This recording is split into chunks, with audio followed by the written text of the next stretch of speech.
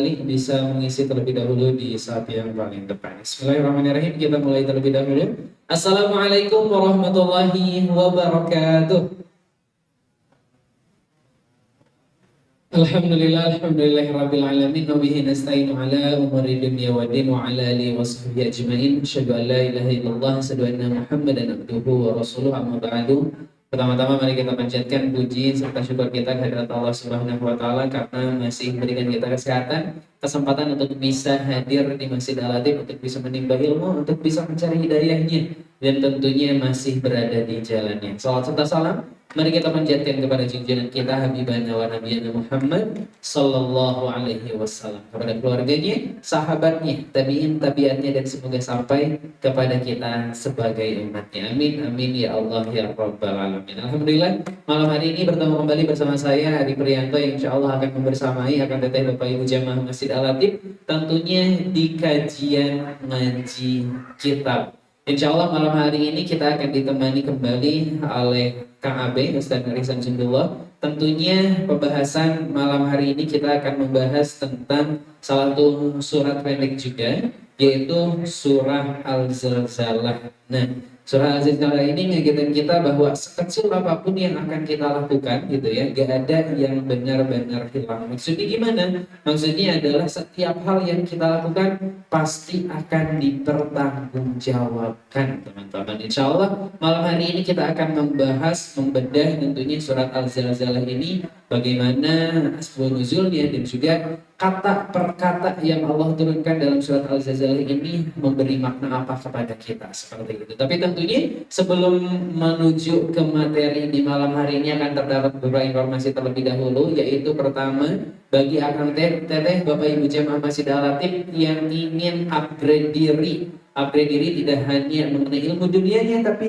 dengan ilmu akhiratnya juga, yaitu diperbaiki bacaan Al-Qur'annya, teman-teman. Jadi silahkan yang ingin memperbaiki bacaan Al-Qur'annya, tahsinnya di ngaji di Al-Latif atau MDA, kita sekarang sedang membuka kembali semester baru. Jadi silahkan bagi akan yang ingin upgrade diri, ingin memperbaiki kembali bacaan Al-Qur'annya, karena setiap hari kita membaca Al-Qur'an di sholat kita, walaupun di murojaah kita ataupun di saat sholat kita. Oleh karena itu setiap bacaan yang kita bacakan harus tentunya sesuai dengan apa yang disampaikan oleh Allah, yaitu harus tartil kayak gitu. Jadi mari kita upgrade diri kita dengan memperbaiki bacaan Al-Qur'an, tentunya di ngaji di Al-Latif.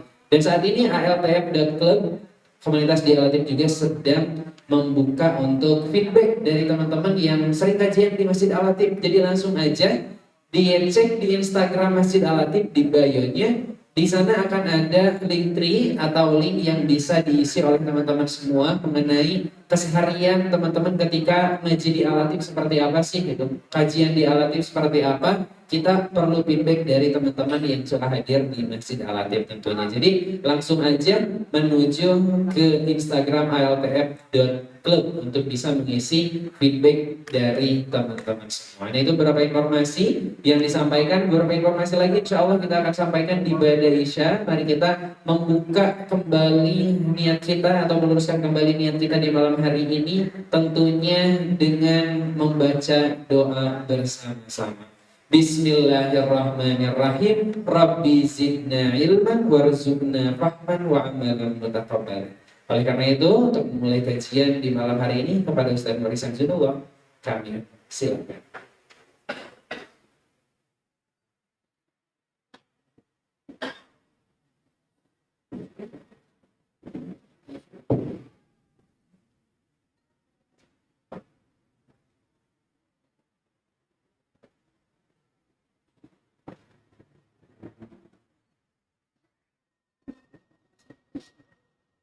A'udzu billahi minasyaitonir rajim. Bismillahirrahmanirrahim. Assalamualaikum warahmatullahi wabarakatuh.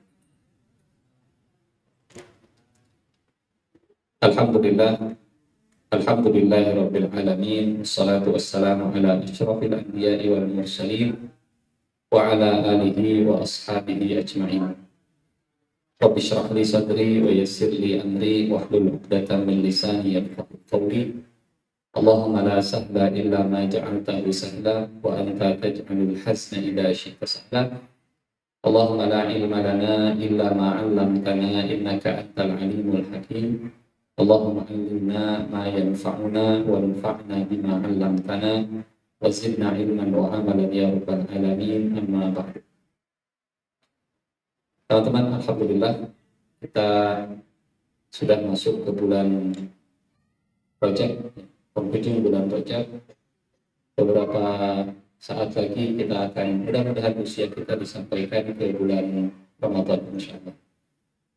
Dan semoga hari demi hari di bulan Rajab ini Allah berkahi. Masuk ke bulan Sya'ban juga Allah menambahkan keberkahan. Sampai akhirnya Allah kembali beri kita kesempatan untuk menambah bekal terbaik kita, mengisi usia kita nanti dengan amal-amal soleh di bulan Ramadan. Dan juga alhamdulillah di tahun 2026 ini kita masih dimudahkan untuk hadir duduk di rumah Allah Subhanahu wa taala untuk sama-sama memahami surat-surat di dalam Al-Qur'an, firman-firman Allah Subhanahu wa taala sebagai huda, sebagai petunjuk, sebagai wujud dari permohonan kita setiap salat. Ihdinas siratal mustaqim, bimbing kami ya Allah. Dan bimbingan itu ada dalam dzalikal kitabul la raiba fihi huda.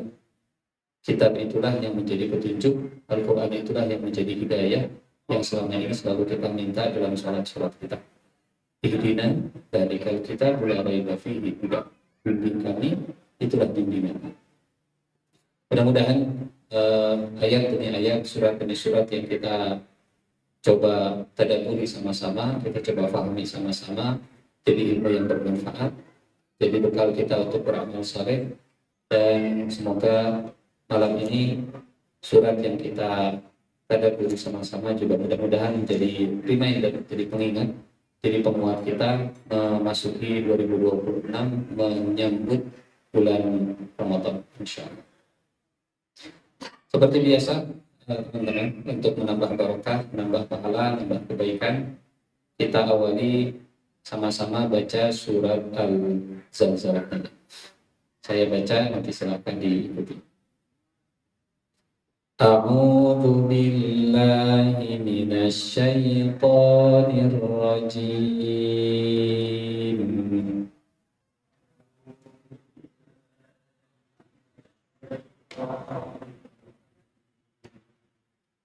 Bismillahirrahmanirrahim.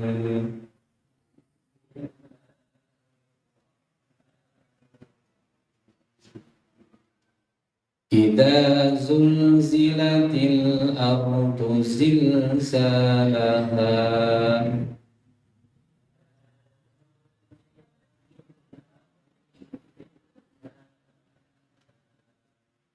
wa akhrajatil ardu athqalaha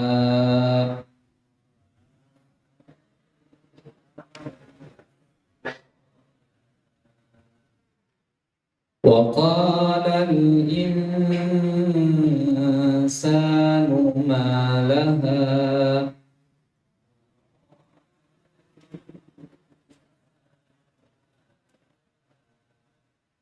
yawma'idin tuhadditsu akhbaraha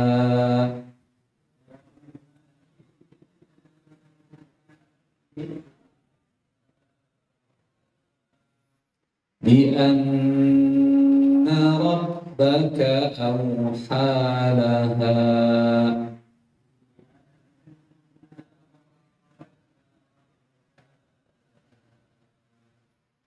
yawma'idin yasdurun nasu ashtatan liyuraw a'malahum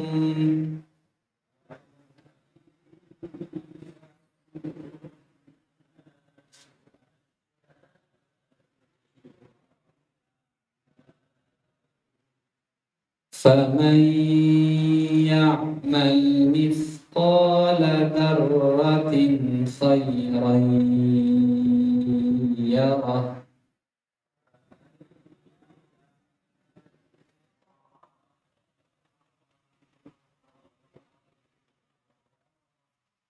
ومن يعمل مثقال ذرة شرا يره.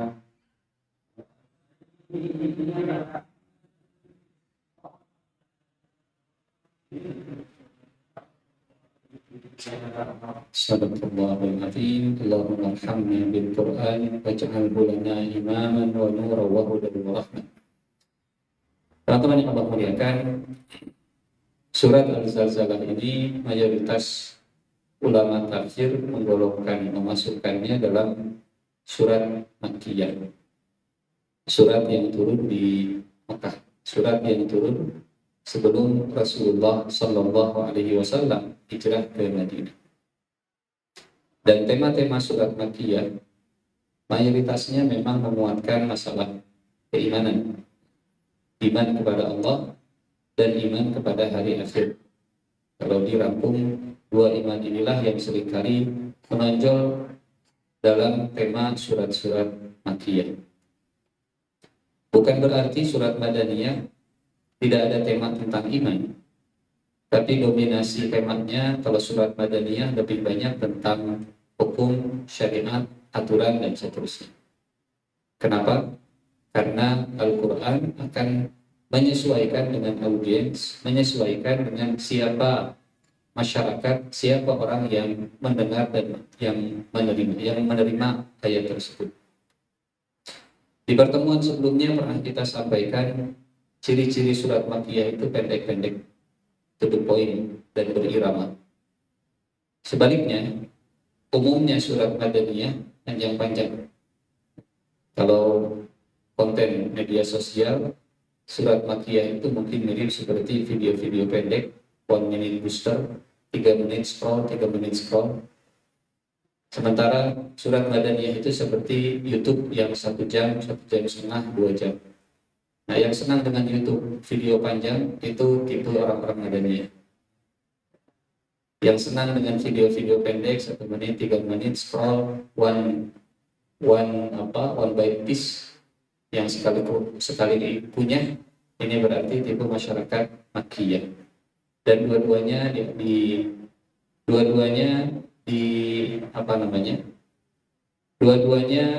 dijadikan audiens oleh Allah Subhanahu wa taala. Jadi surat Al-Zalzalah dimasukkan oleh para ulama, walaupun ada minoritas ulama yang menggolongkan surat Al-Zalzalah ini ke surat Madaniyah.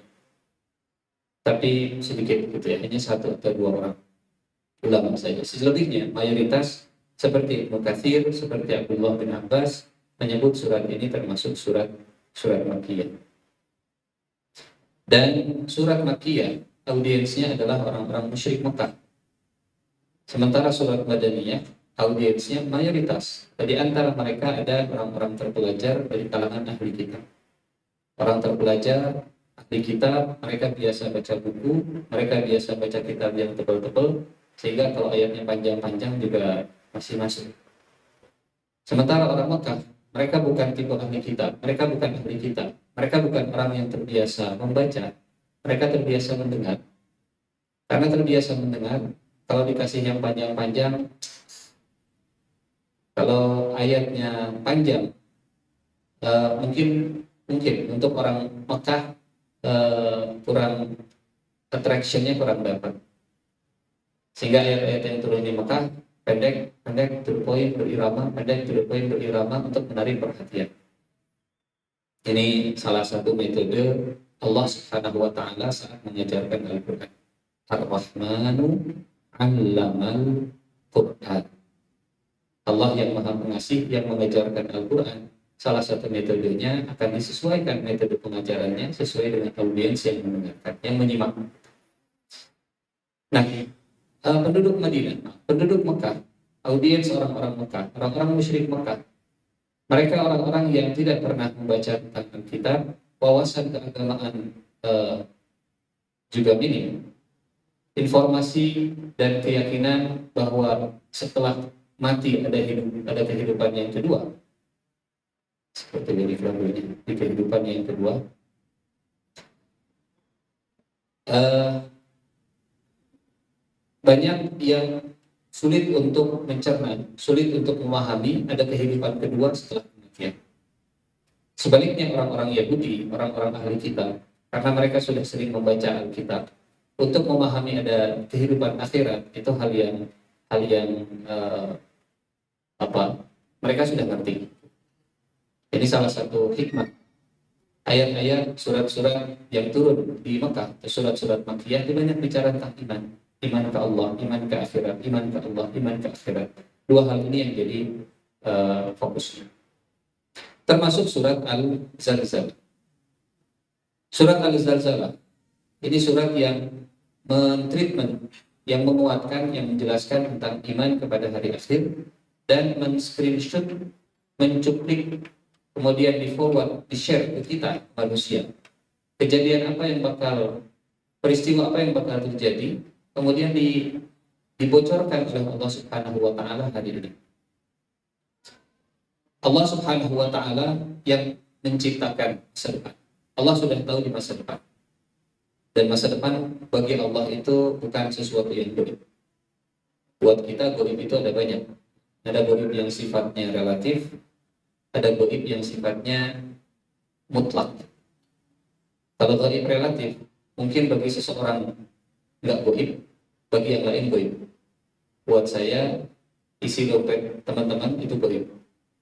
Buat teman-teman, gaib juga sama. Buat teman-teman isi dompetnya mungkin bukan hal yang gaib, tahu isi dompetnya apa aja. Itu namanya gaib relatif. Apa yang sedang terjadi di rumah seseorang, buat kita gaib, tapi buat penghuni rumahnya nggak gaib. Itu namanya gaib relatif. Namanya gaib nisbi. Kalau gaib mutlak, nggak ada makhluk yang tahu kecuali Allah Subhanahu wa taala. Bahkan makhluk yang kita sebut makhluk gaib sekalipun belum tentu mereka tahu gaib yang mutlak ini. Jin kita sebutnya makhluk gaib karena terhalang dari pandangan kita. Tapi sesama jin itu nggak gaib. Jin buat malaikat itu nggak gaib karena jin kelihatan oleh malaikat. Tapi ada gaib yang makhluk gaib sendiri itu nggak tahu. Waktu Nabi Sulaiman meninggal, jin yang kerja, mereka nggak nyangka kalau Nabi Sulaiman itu sudah lama meninggal dunia, sudah lama wafat. Karena Nabi Sulaiman berdiri tegak, jadi mandor. Nabi Sulaiman berdiri, sementara jinnya kerja. Jinnya mau istirahat, tapi Nabi Sulaimannya masih berdiri. Sampai akhirnya kerja itu selesai dan Nabi Sulaiman jatuh setelah rayap makan tongkatnya Nabi Sulaiman. Yang jelas rayap kalau makan tongkat itu tidak seperti ular ditelan bulat-bulat. Sedikit tongkatnya rapuh, Nabi Sulaimannya jatuh. Berapa lama Nabi Sulaiman sudah meninggal? Sudah lama. Jadi jin nggak tahu kalau Nabi Sulaiman itu sudah lama meninggal dunia, padahal ada di depan mata. Ini makhluk gaib yang nggak tahu Nabi Sulaimannya sudah meninggal dunia. Nah, ada gaib yang relatif, ada gaib yang mutlak. Di antara gaib yang mutlak adalah masa depan, besok, bulan depan, tahun depan. Ini hanya Allah yang tahu. Jadi yang bisa membocorkan peristiwa masa depan hanya yang sudah tahu tentang masa depan. Di screenshot oleh Allah Subhanahu wa taala. Dan teman-teman yang Allah muliakan, beda antara orang yang hanya ingin nakut-nakutin dengan orang yang pengen ngasih tahu realitas sesungguhnya walaupun itu nggak nyaman, bikin pahit. Pilih mana? Antara sweet lie atau bitter truth, kebohongan yang manis atau kenyataan yang pahit. Pilih mana? Kalau bisa sweet truth, kalau bisa kenyataan tapi manis. Surat Al-Zalzalah adalah surat yang mengajarkan, surat yang menjelaskan tentang kenyataan pahit yang bakal terjadi di masa depan. Tujuannya bukan untuk menakut-nakuti, tujuannya justru untuk menjelaskan realita yang akan terjadi. Beda antara peringatan dengan menakut-nakuti. Kalau peringatan ngasih tahu, nanti kamu bakal begini, kejadian bakal begini, dan seterusnya. Rasanya dulu pernah kita kasih perumpamaan, ya. BMKG bikin pengumuman. Kata BMKG, ini contoh saja. Kata BMKG, pemirsa, kami informasikan berdasarkan pantauan satelit cuaca, Kota Bandung ini akan diserang badai siklon tropis, dan perkiraan badai ini akan datang hari Jumat besok sekitar jam 13.51. Mohon setelah sholat Jumat segera masuk ke rumah masing-masing, tutup pintu, kunci rapat-rapat, dan jangan ada yang di luar.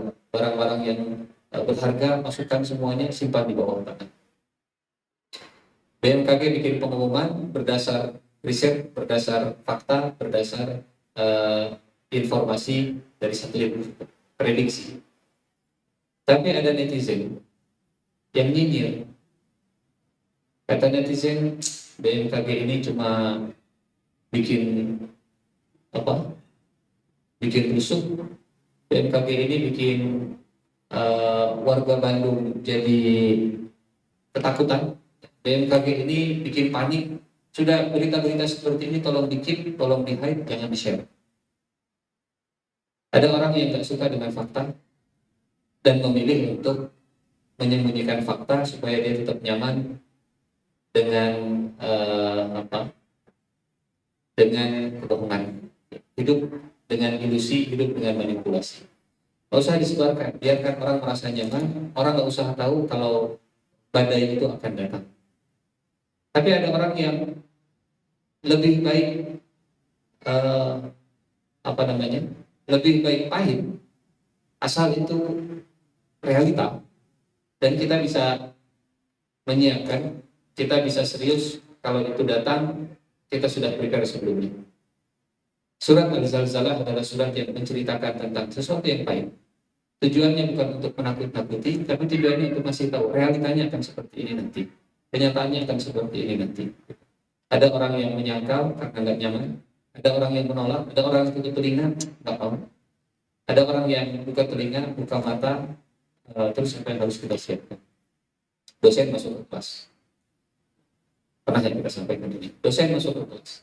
Selesai ngajar, kata dosennya, saya minta mahasiswa, anak-anak semua pekan depan untuk ujian. Siap-siap pekan depan kita akan ujian. Dosennya keluar kelas, mahasiswa ribut. Ini dosen baru pertemuan pertama, pekan depan sudah ujian. Memang cepat tuh, oke, dosen ini mah killer. Dosen ini mah begitulah, suka nakut-nakutin. Jadi bakal ujian nggak pekan depan? Kayaknya sih enggak. Pekan depan kayaknya nggak akan ujian. Satu kelas terbagi jadi dua, ada yang percaya, ada yang enggak. Yang percaya pekan depan ujian mereka belajar, mereka baca, mereka nyiapin. Yang nggak percaya, tenang. Hari H datang, dosen bawa kertas, kemudian dibagikan kertasnya ke semua kursi mahasiswa, ke semua meja. Kata Pak dosennya, kata Bu dosennya, seperti yang Bapak sampaikan, seperti yang Ibu sampaikan pekan kemarin, hari ini ujian. Kalau kertas sudah dibagikan, semuanya akan percaya. Tapi kalau kertas belum dibagikan, ada yang percaya, ada yang enggak. Ada yang bilang dosennya killer, ada juga yang waspada, jangan-jangan dia, jangan-jangan benar. Ayat-ayat seperti ini, surat-surat seperti ini, seperti surat Al-Zalzalah, di dalam Al-Quran bertebaran dan banyak. Dan semua ayat di dalam Al-Quran yang berbicara tentang hari kiamat, kurang lebih sama seperti cerita dosen tadi, kurang lebih sama seperti BMKG tadi. Kenyataannya di masa depan akan seperti ini. Kenyataannya di masa depan akan seperti ini. Dan tidak sukanya manusia dengan berita masa depan tidak mengubah fakta kalau masa depan itu akan berubah. Saya nggak suka BMKG cerita tentang apa Lembang namanya, sesar Lembang. Sudahlah BMKG jangan banyak cerita tentang sesar Lembang, bikin panik, bikin tegang, bikin rusuh. Ketidaksukaan orang Bandung dengan berita sesar Lembang tidak mengubah fakta kalau sesar Lembang itu ada, akan lebih begitu. Pengumuman BMKG bahwa badai siklon tropis itu akan datang, saya nggak suka dengan berita seperti ini. Nggak sukanya manusia nggak akan mengubah fakta kalau akhirat itu akan terjadi. Orang yang kafir, orang yang ingkar, orang yang denial, orang yang nyangkal, kami nggak suka dengan cerita hari akhir. Kami nggak suka kalau ada ayat atau surat cerita tentang kita bakal dibangkitkan, kita bakal dihisab. Kami nggak suka. Suka atau tidak suka, itu bakal kejadian. Suka atau tidak suka, kita bakal dibangkitkan. Suka atau tidak suka, kita bakal ditanya semuanya. Jadi ini urusannya bukan urusan mood atau tidak mood, senang atau tidak senang, suka atau tidak suka, ini fakta. Tinggal pilih, mau terima fakta yang mungkin bikin tidak nyaman, atau mending tutup telinga cari nyamannya, padahal suka atau tidak suka itu bakal terjadi, bakal kejadian. Ini surat Al-Zalzalah. Dan teman-teman yang Allah muliakan, surat Al-Zalzalah seperti yang tadi kita sampaikan turunnya di Makkah. Makkah itu, kalau kita mundur sedikit ke surat Quraisy, Makkah itu negeri yang makmur, Makkah itu negeri yang sejahtera, Makkah itu negeri yang aman dibanding negara-negara sekitarnya, dibanding bangsa-bangsa di sekitarnya. Sementara pesan yang dibawa oleh Nabi, iman kepada hari akhir itu membuat orang merasa tidak nyaman dengan keamanan dan kesejahteraan yang dimiliki. Bayangkan orang yang sudah settle, dikasih tahu, Pak, hati-hati, nanti Bapak bakal ada resesi ekonomi begini dan begini. Orang yang sudah mapan dikasih tahu, dikasih peringatan, dikasih informasi, kemungkinan bakal terjadi perang dunia ketiga. Kemungkinan Amerika dengan Venezuela ribut, Cina kemudian tembak-tembakan dengan nuklir dan seterusnya, rusuh dan seterusnya. Kemungkinan ekonomi bakal jatuh, kemungkinan perusahaan yang sekarang sedang settle, perusahaan Bapak bisa jatuh, bisa runtuh, bisa bangkrut, bisa turun nilai saham dan seterusnya. Saya nggak mau dengar berita seperti itu. Orang Quraisy dalam nyamannya mereka, alladzi at'amahum min ju'in wa amanahum min khauf. Dalam kenyangnya perut mereka, dalam amannya negeri mereka, disuguhkan oleh Allah satu fakta, idza zulzilatil ardu zilzalaha. Tentu penerimaannya akan beda. Kalau orang tersebut tinggal di negeri yang memang perutnya jarang kenyang atau hidupnya jarang aman, kemudian turun surat idza zulzilatil ardu zilzalaha, ya jangankan gempa bumi, setiap hari juga kita gempa, akan beda, ujiannya akan beda. Bahwa nanti di neraka itu akan ada siksaan begini. Ya, jangankan di neraka, di dunia saja saya sudah merasa tersiksa dan seterusnya. Audiens surat Al-Zalzalah ini adalah orang Mekah yang sudah settle dalam keamanannya, settle dalam kesejahteraannya, at'amahum min ju'in wa amanahum min khauf. Jadi orang yang sudah aman, orang yang sudah kenyang, diingatkan dengan sesuatu yang nggak bikin nyaman. Ujiannya adalah mau percaya, tapi mungkin bikin nggak nyaman, atau denial dan tetap dalam nyaman. Baik, teman-teman, surat Al-Zalzalah sekali lagi intinya tentang iman kepada hari akhir. Iman kepada hari akhir mungkin membuat kita nggak nyaman, tapi nggak nyamannya itu membuat kita jadi bergerak dan bersiap. Daripada nyaman kemudian lalai, lebih baik kita prepare dan kita tahu faktanya akan seperti apa, realitanya akan seperti apa.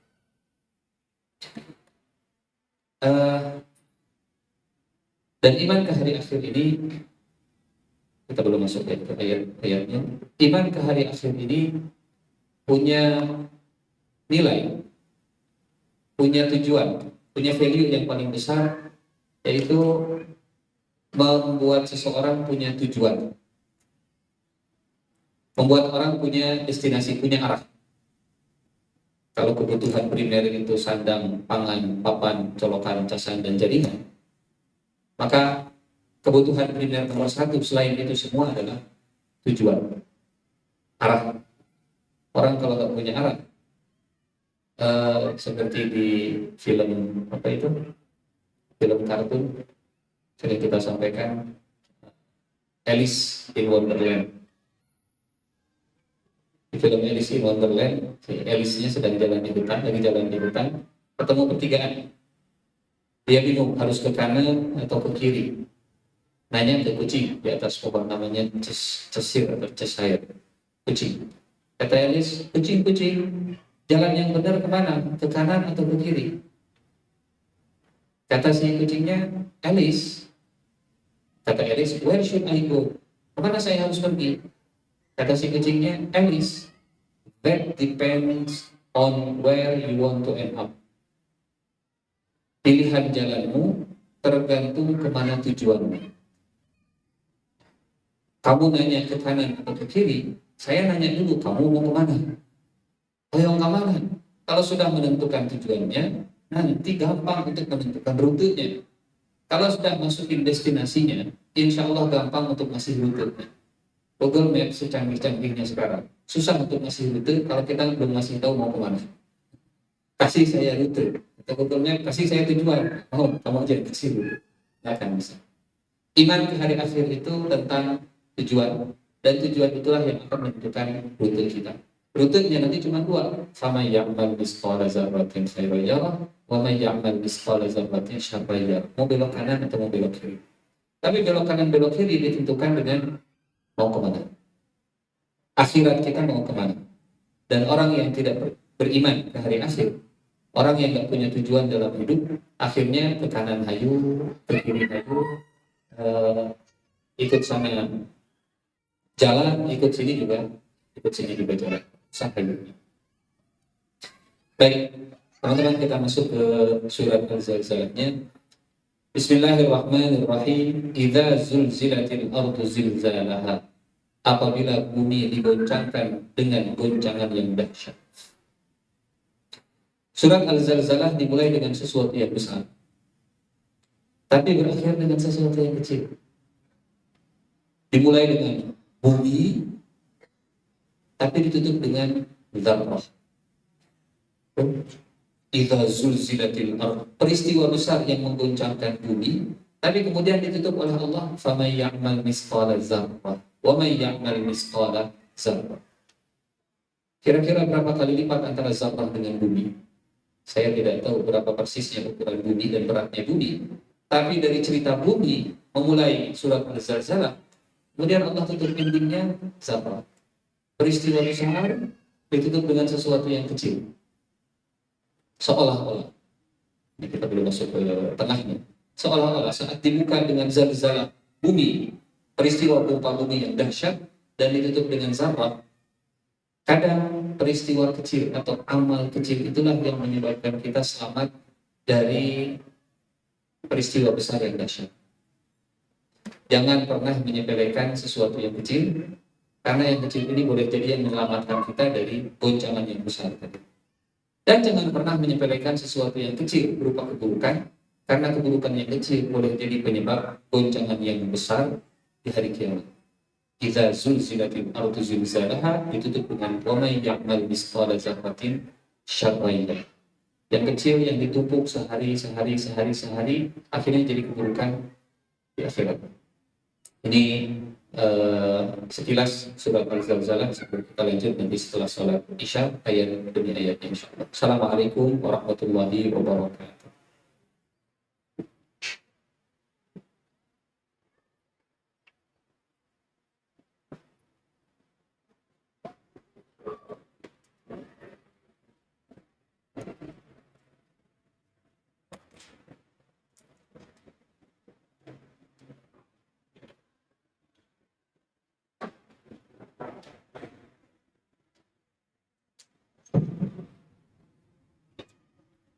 Allahu Akbar.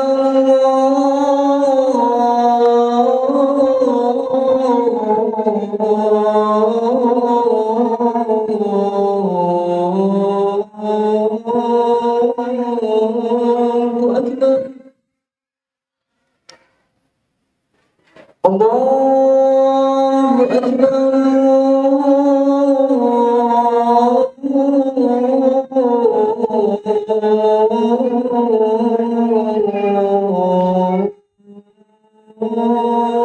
الله أكبر أشهد أن لا إله إلا الله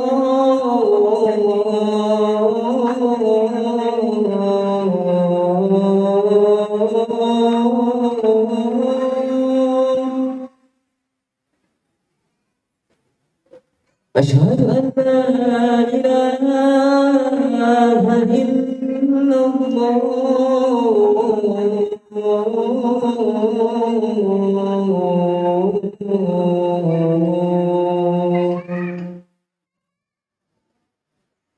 أشهد أن محمدا رسول الله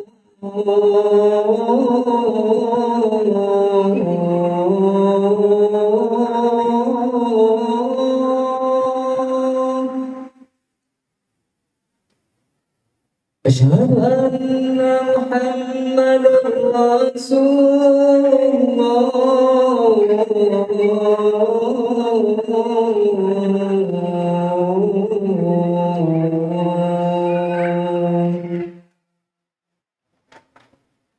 حي على الصلاة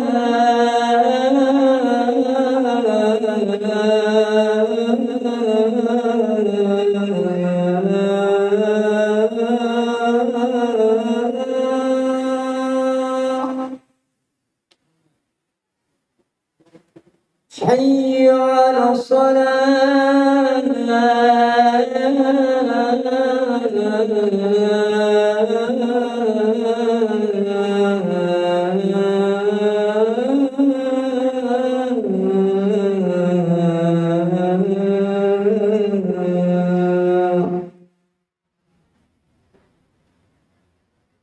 حي على الفلاح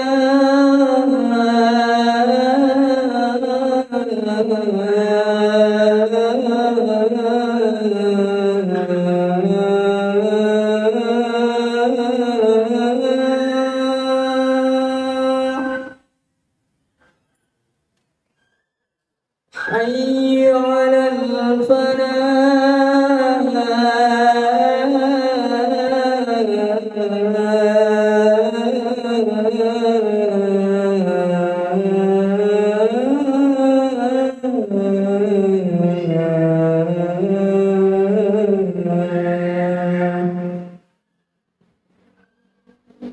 الله أكبر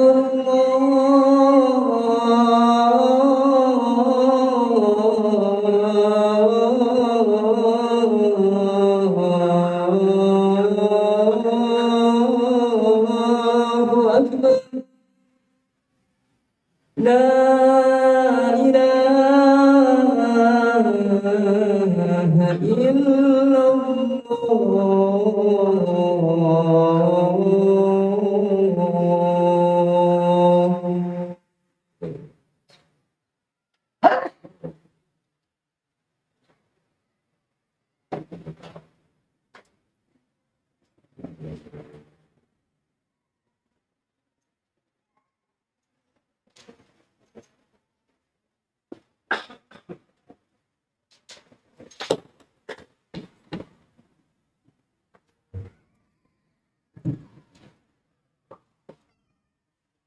الله أكبر الله أكبر أشهد أن لا إله إلا الله أشهد أن محمدا رسول الله حي على الصلاة حي على الفلاح قد قامت الصلاة قد قامت الصلاة الله أكبر الله أكبر لا إله إلا الله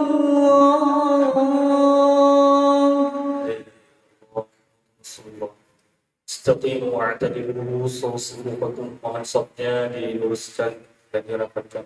Inna taswiyatus sufuf min iqamatis shalah, terus terapatnya shaf pada istiqamah salat.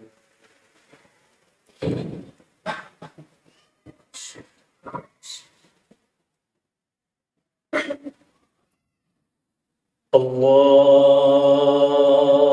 Akbar.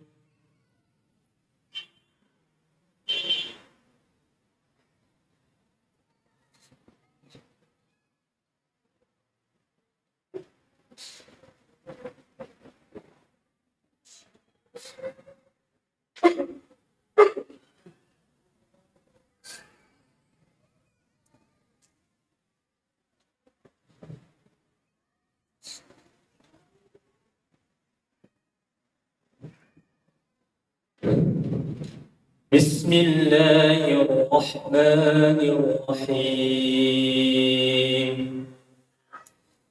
الحمد لله رب العالمين الرحمن الرحيم مالك يوم الدين إياك نعبد وإياك نستعين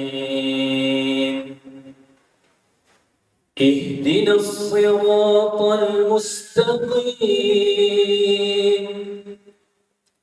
صراط الذين أنعمت عليهم غير المغضوب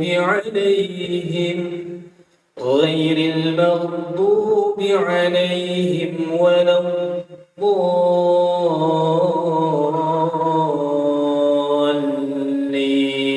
الضالين آمين.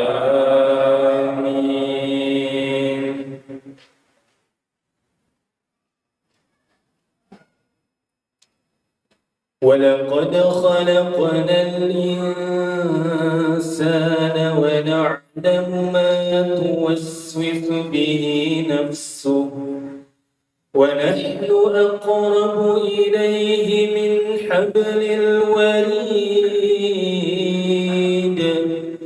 إذ يتلقى المتلقيان عن اليمين وعن الشمال قعيد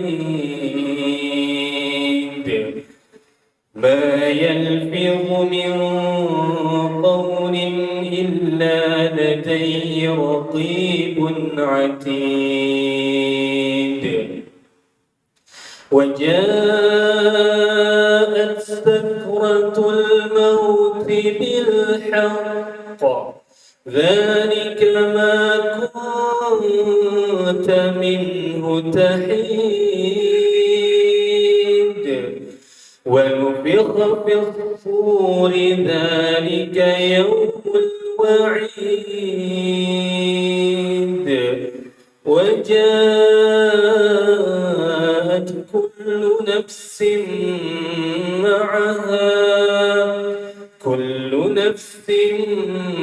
معها سائق وشهيد لقد كنت في غفلة من هذا فكشفنا عنك غطاءك فبصرك اليوم حديد وقال قرينه هذا ما لدي عتيد ألقيا في جهنم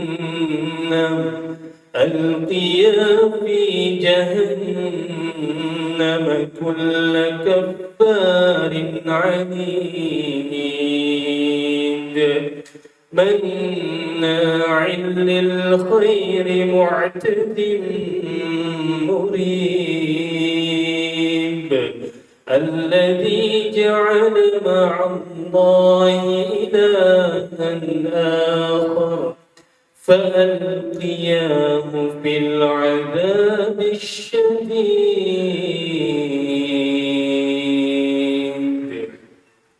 الله أكبر.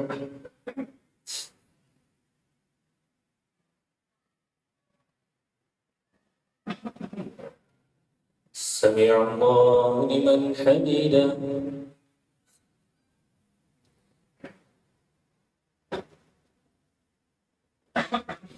الله أكبر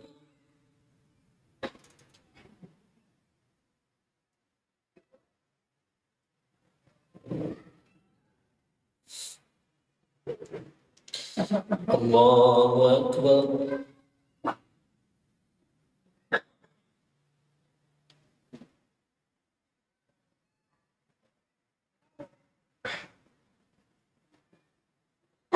الله أكبر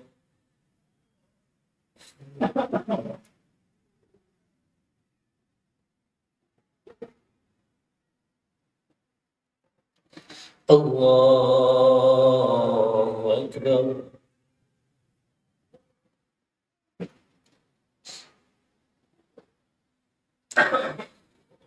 بسم الله الرحمن الرحيم الحمد لله رب العالمين الرحمن الرحيم مالك يوم الدين إياك نعبد وإياك نستعين اهدنا الصراط المستقيم صراط الذين أنعمت عليهم غير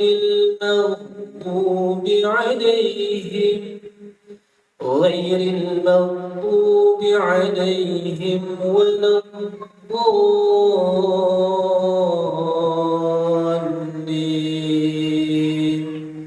آمين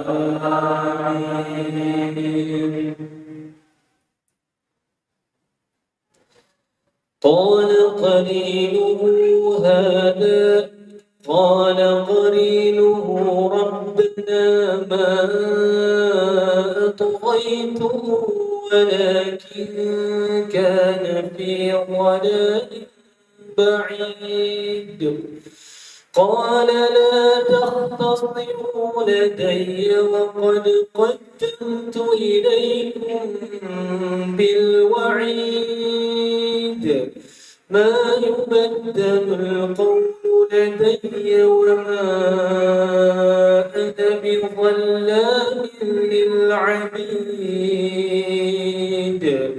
يوم نقول لجهنم هل امتلأت وتقول هل من مزيد وأزلفت الجنة للمتقين غير بعيد هذا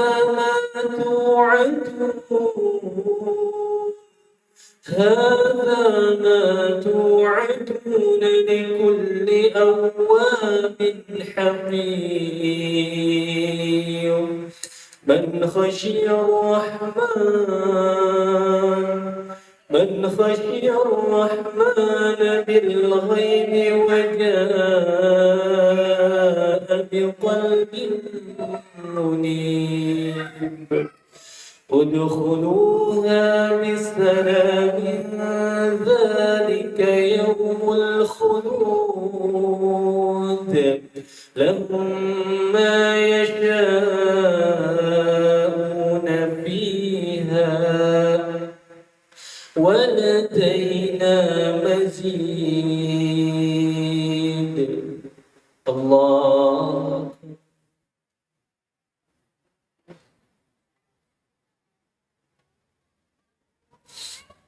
سمع الله لمن حمده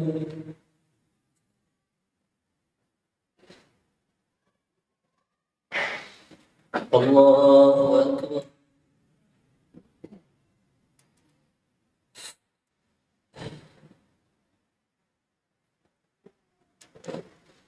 الله أكبر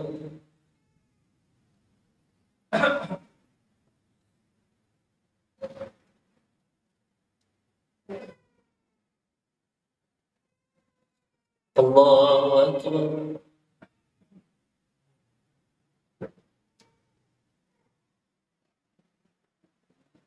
الله أكبر.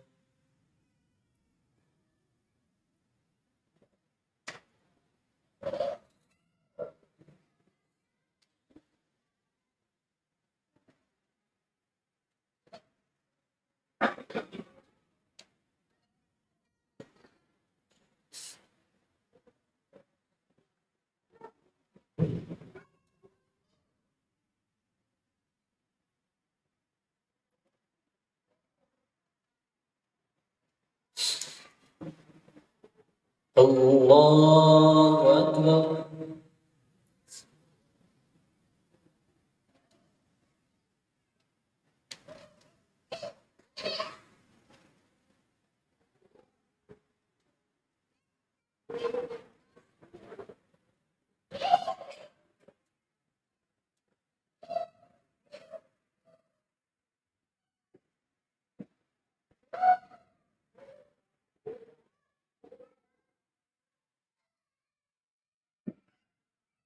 الله أكبر.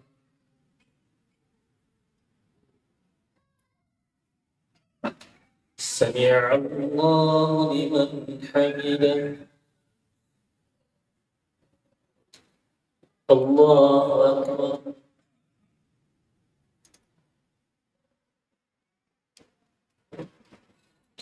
الله أكبر.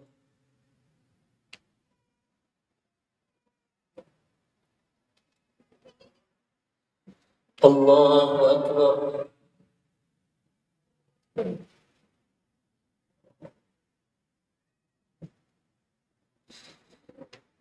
الله أكبر.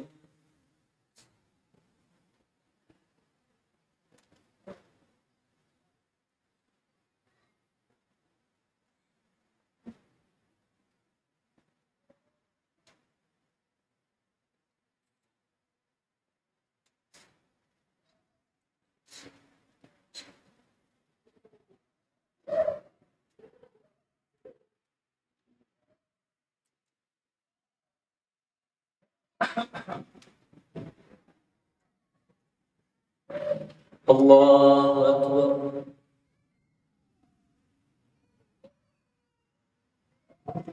سمع الله لمن حمده.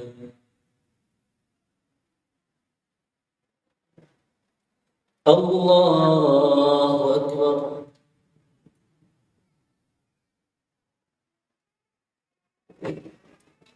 الله أكبر.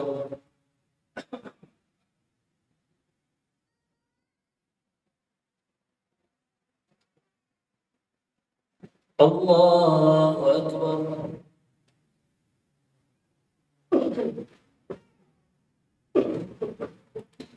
الله أكبر.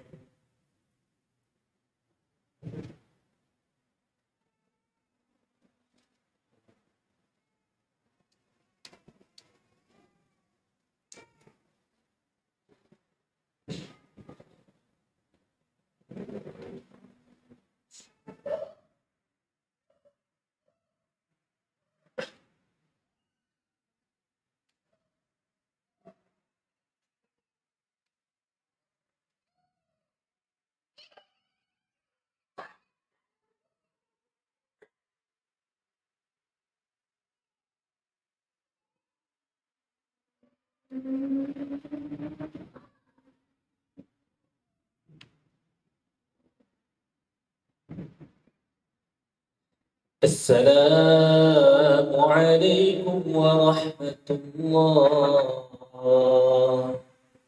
السلام عليكم ورحمة الله.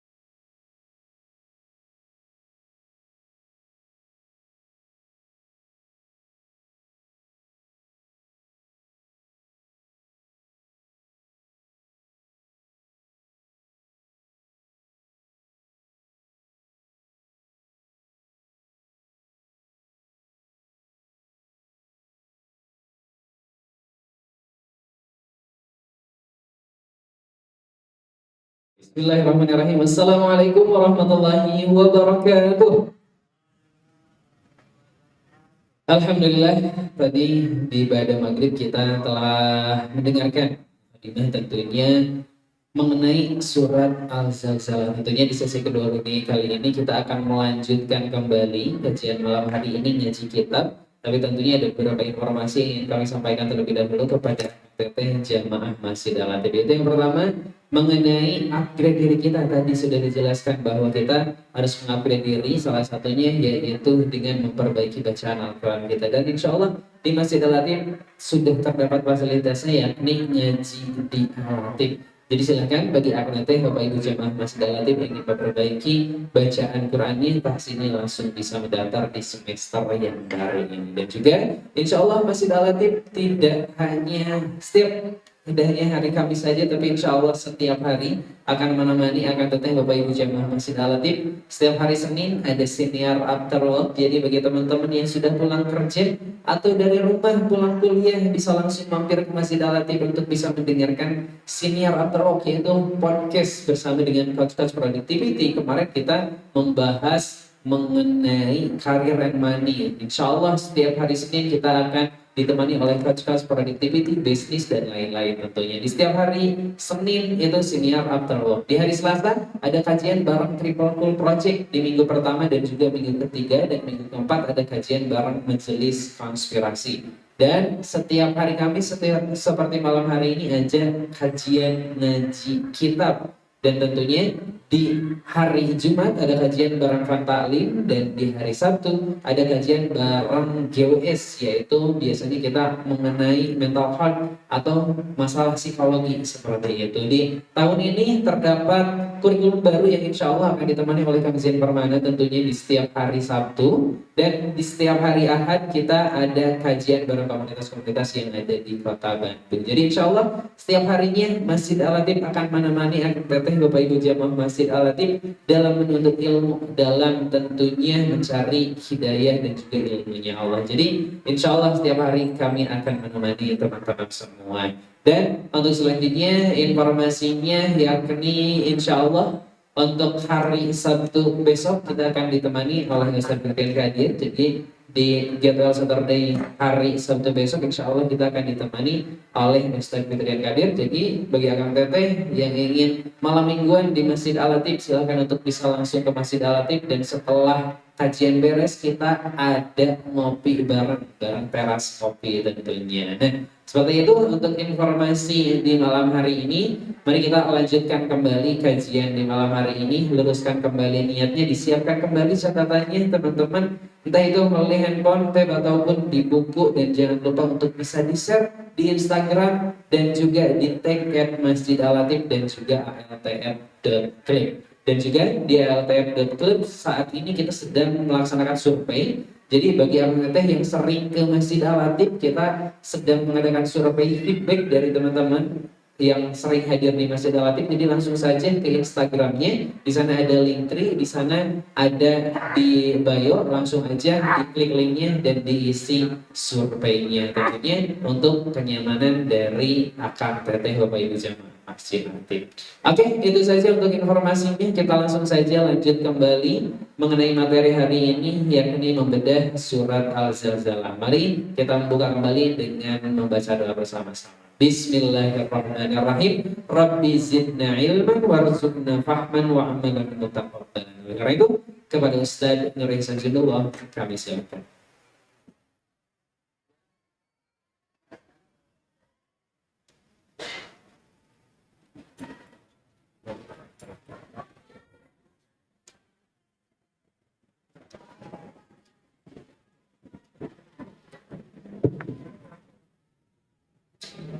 Bismillahirrahmanirrahim. Assalamualaikum warahmatullahi wabarakatuh. Alhamdulillah, wassalatu wassalamu ala rasulillah wa ala alihi wa ashabihi wa man tabi'a hudah, amma ba'du. Faqala Allah Ta'ala, a'udzu billahi minasy syaithanir rajim. Bismillahirrahmanirrahim. Idza zulzilatil ardu zilzalaha wa akhrajatil ardu athqalaha. Shadaqallahul adzim. Teman-teman, eh, surat Al-Zalzalah sekali lagi adalah surat yang menguatkan iman kepada hari akhir, menggambarkan salah satu peristiwa yang di-screenshot oleh Allah di hari akhir nanti. Dan zalzal ini artinya goncangan yang dahsyat. Dalam bahasa Arab kalau ada dua huruf yang diulang, zalzal dan sorsor, sorsorun atiyah, fadamdama alaihim rabbuhum bidzambihim zalzalan yuzilzilu. Dua huruf yang diulang berulang-ulang.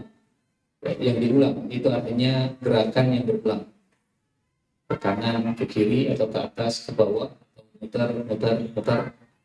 Seperti hurufnya, seperti itu juga artinya.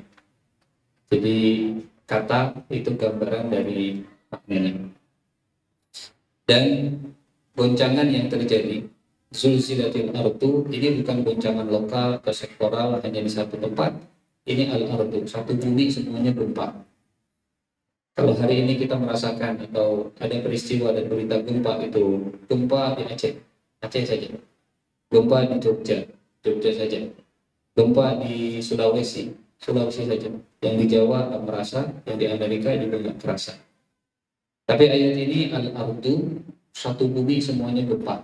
Peristiwanya bukan peristiwa lokal, tapi peristiwa dunia. Satu bumi gempa. Idza zulzilatil ardu. Dan kalau hari ini kita mengukur dengan skala Richter, skala yang masih bisa mengukur dahsyatnya. Sementara untuk zulzilatil ardu zilzalaha, Allah menyebut di surat Al-Hajj sebagai gambaran. Al-Hajj ayat pertama, ya ayyuhan nasu taqu rabbakum inna zalzalatas saati syai'un 'adzim. Wahai manusia, takutlah kepada Tuhanmu, sesungguhnya goncangan kiamat itu sangat dahsyat. Yauma tarawunaha, pada hari engkau melihatnya, tadhalu kullu murdi'atin amma arda'at, yang sedang menyusui akan meninggalkan bayinya, dilemparkan bayinya, ditinggalkan. Wa tada'u kullu dzati hamlin hamlaha, yang hamil kemudian melahirkan. Wa taran nasa sukara wa ma hum bisukara. Allah tidak mengukur berapa skala Richter, tapi Allah mencuplik beberapa peristiwa kalau kiamat sudah terjadi. Kalau kiamat sudah terjadi, ada orang yang mabuk padahal tidak mabuk, ada orang yang seperti mabuk padahal tidak mabuk, ada orang yang hamil kemudian langsung melahirkan. Di surat yang lain, di surat Al-Muzammil, yauma yaj'alul wildana shiba. Kalau hari itu datang, kalau goncangan itu datang, anak kecil itu langsung beruban rambutnya. Fakaifa tattaquna in kafartum yauma yaj'alul wildana shiba. Dan hari ini kita belajar rambut memutih itu salah satu faktornya adalah karena tekanan dan pikiran, stres. Saking stresnya anak kecil melihat kiamat, hari itu juga dia langsung berubah, langsung memutih rambutnya. Fakaifa tattaquna in kafartum yauma yaj'alul wildana shiba. Idza zulzilatil ardu zilzalaha, apabila bumi digoncangkan. Kalimatnya secara bahasa ini kalimat bentuk pasif, bentuk kalimat yang pasif, digoncangkan. Subjeknya nggak disebut, fa'ilnya tidak disebut siapa yang menggoncangkan, karena yang ingin jadi pusat perhatian adalah peristiwanya dan bendanya. Yang sedang digoncangkan adalah bumi yang hari ini sedang kita injak. Dan kalimat digoncangkan memberi isyarat bahwa dia tidak goncang dengan sendirinya. Bumi itu nggak goncang karena pengen goncang, tapi ada yang menggerakkan. Siapa yang menggoncangkan? Yang menggoncangkan adalah yang hari ini meneguhkan, yang hari ini mengokohkan, yang hari ini menstabilkan. Allah bisa menggoncangkan, Allah juga bisa menstabilkan. Idza zulzilatil ardu zilzalaha, apabila digoncangkan dengan segoncang-goncang. Ini yang agak sedikit teknis. Biasanya kalau Allah menyebut maf'ul mutlak itu tanpa dhamir. Normalnya idza zulzilatil ardu zilzalan, idza dukkatil ardu dakkan diulang 2 kali. Kalau ini idza zulzilatil ardu zilzalaha, ada idhofah, ada mudhaf dan ada mudhaf ilaihnya. Bukan bentuk yang normal, bukan bentuk yang biasa, ini bentuk yang istimewa, bentuk yang tidak umum dipakai, menggambarkan bahwa goncangan ini bukan goncangan yang biasa juga. Bukan goncangan yang biasa dirasakan oleh manusia sebelum hari kiamat terjadi. Idza zulzilatil ardu zilzalaha wa akhrajatil ardu athqalaha. Dan setelah goncangan ini terjadi, maka bumi mengeluarkan semua beban-beban berat yang dikandungnya. Karena kalau goncangan terjadi, semua isi perut itu akan keluar, isi hati juga akan keluar. Teman-teman, Bapak Ibu yang Allah muliakan, hadirin, di Al-Quran Allah menyebut zalzal itu 3 kali. 1 di surat Al-Hajj, 2 di surat Al-Zalzalah, 3 di surat Al-Ahzab. Dari 3 zalzal, dari 3 gempa, goncangan, 2 tentang bumi, 1 tentang hati. Yang tentang hati adanya di surat Al-Ahzab. Di surat Al-Ahzab ini peristiwa tentang perang Khandaq, ya, peristiwa perang Parit. Persisnya di ayat ke-11. Hunalika tuliyal mu'minuna. Oh maaf. Allah menyebut zalzal 4 kali, 2 tentang bumi, 2 tentang hati. Tentang bumi di surat Al-Zalzalah dan surat Al-Hajj, tentang hati di surat Al-Baqarah ayat 214 dan di surat Al-Ahzab ayat 11.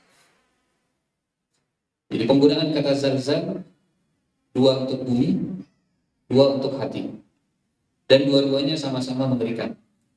Di surat Al-Hajj tentang hari kiamat, di surat Al-Zalzalah tentang hari kiamat, di surat Al-Baqarah dan surat Al-Ahzab tentang goncangan hati, peristiwa besar. Sampai kata Allah di surat Al-Baqarah, وَزُلْزِلُوا حَتَّى يَقُولَ الرَّسُولُ وَالَّذِينَ آمَنُوا مَعَهُ مَتَى نَصْرُ. Apakah kalian mengira akan masuk surga padahal belum diuji seperti orang sebelum kalian?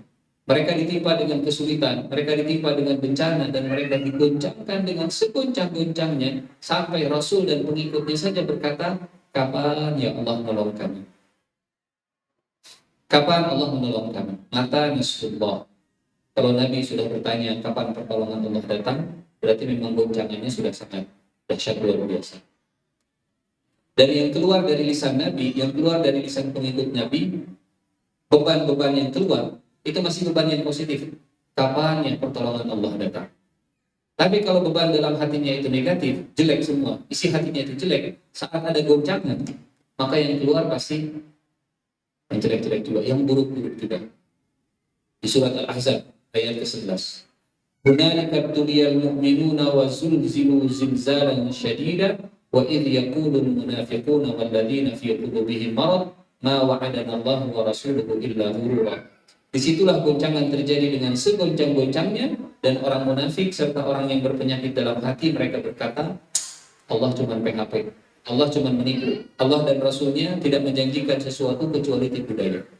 Setelah digoncang, keluar beban-beban. Setelah digoncang, keluar yang selama ini terpendam. Bumi digoncang, keluar bebannya. Bumi digoncang, keluar isi perutnya. Manusia digoncang, keluar isi hatinya. Kenapa punya kesamaan antara bumi dengan manusia? Karena manusia tercipta dari bumi. Karena bahan baku manusia adalah tanah yang ada di bumi. Maka sifat manusia dengan sifat bumi itu nggak akan jauh berbeda. Sifat manusia dengan sifat bumi nggak akan jauh berbeda. Makanannya juga makanan dari bumi. Fiha tahyauna wa fiha tamutuna wa minha tufrajun. Di sini kita hidup, dari sini kita tercipta, di sini kita hidup, di sini kita akan dikubur, dan dari sini juga kita akan dibangkitkan. Maka sifat bumi dengan sifat manusia itu nggak akan jauh berbeda. Goncangan itu akan mengeluarkan isi hati. Goncangan itu akan mengeluarkan isi perut bumi. Kalau lagi tenang, kalau lagi damai, kalau nggak ada masalah, mungkin kita nggak tahu sifat aslinya seseorang. Kalau botol air, gitu ya, kotorannya, kalau airnya tenang, kotorannya akan numpuk ke bawah, amper bahasa orang Sunda. Bahasa Indonesianya, mengendap. Kotoran itu kalau airnya tenang akan mengendap ke bawah. Tapi kalau pengen tahu apa isi dasar botolnya, tinggal digoncang-goncang. Coba. Oh, ternyata isinya pasir. Ternyata isinya kopi. Ternyata isinya tanah dan seterusnya. Idza zulzilatil ardu zilzalaha wa akhrajatil ardu athqalaha. Setelah goncangan yang dahsyat tadi, maka bumi mengeluarkan isinya, mengeluarkan beban-beban yang dikandungnya. Apa beban yang dikandung bumi? Para ulama tafsir ada yang mengatakan semua kekayaan alam, dari mulai minyak bumi, emas, perak, perunggu, batu bara, bauksit dan seterusnya, semuanya akan dikeluarkan sampai isi perut bumi itu kosong. Dan ini dalam surat Al-Insyiqaq Allah jelaskan wa alqat ma fiha wa takhallat idza as-samaa'u inshaqqat wa adinat li rabbiha wa huqqat wa idzal ardu muddat wa alqat ma fiha wa takhallat. Dan ketika bumi itu ditarik, madda yang muddu itu artinya dipanjangkan. Ada mad tabi'i artinya cara baca kita panjang. Wa idzal ardu muddat, dan ketika bumi itu ditarik sampai panjang, di stretch,